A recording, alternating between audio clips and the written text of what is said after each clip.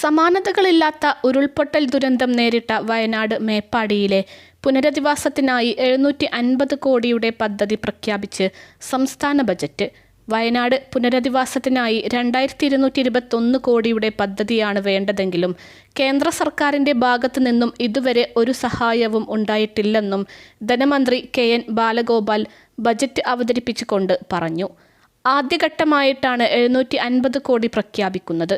നേരത്തെ 850 കോടിയുടെ പദ്ധതി വയനാട് പുനരധിവാസത്തിനായി സംസ്ഥാന സർക്കാർ പ്രഖ്യാപിച്ചിരുന്നു. എന്നാൽ കേന്ദ്ര സർക്കാർ ഒരു ഘട്ടത്തിലും സഹായത്തിന് തയ്യാറായിട്ടില്ല.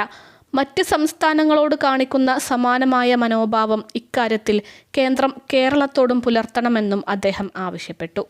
സംസ്ഥാനത്തിൻ്റെ ധനഞെരുക്കത്തിന് കാരണം കേന്ദ്ര സർക്കാരിൻ്റെ ഭാഗത്തു നിന്നുണ്ടായ അവഗണനയാണെന്നും KN ബാലഗോപാൽ ആരോപിച്ചു.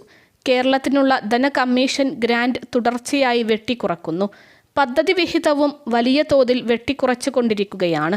സംസ്ഥാനത്തിന് കടമെടുക്കാൻ അനുവദനീയമായ പരിധി പോലും അനുവദിക്കുന്നില്ല.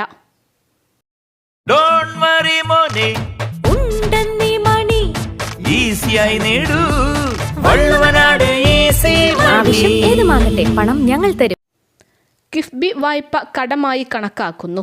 കിഫ്ബി വായ്പ മുൻകാല പ്രാബല്യത്തോടെയാണ് കടപരിധിയിൽപ്പെടുത്തിയത്. 14-ാം ധനകമ്മീഷനിൽ ഗ്രാന്റ് കൂടുമെന്ന് കരുതുന്നു.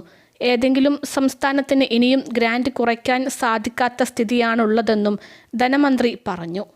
അതേസമയം സർവീസ് പെൻഷൻ കുടിശ്ശിക 600 കുടിശ്ശികയും ശമ്പള പരിഷ്കരണ തുകയുടെ 2 ഗഡുവും ഈ സാമ്പത്തിക വർഷം നൽകുമെന്ന പ്രഖ്യാപനത്തോടെയാണ് ബജറ്റ് അവതരണം ആരംഭിച്ചത്. ശമ്പള പരിഷ്കരണ കുടിശ്ശികയുടെ 2 ഗഡു ഈ വർഷം PF-ൽ ലയിപ്പിക്കാനും DA കുടിശ്ശികയുടെ ലോക്ക്-ഇൻ പീരീഡ് ഒഴിവാക്കാനുമുള്ള തീരുമാനവും ഉണ്ടായിട്ടുണ്ട്. 2 ഗഡുവിൻ്റെ ലോക്ക്-ഇൻ പീരീഡാണ് ഒഴിവാക്കുക.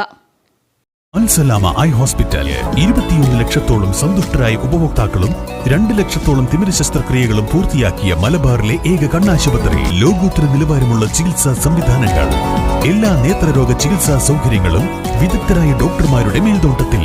Al Salama eye hospital, hospital road, Perinthalmanna.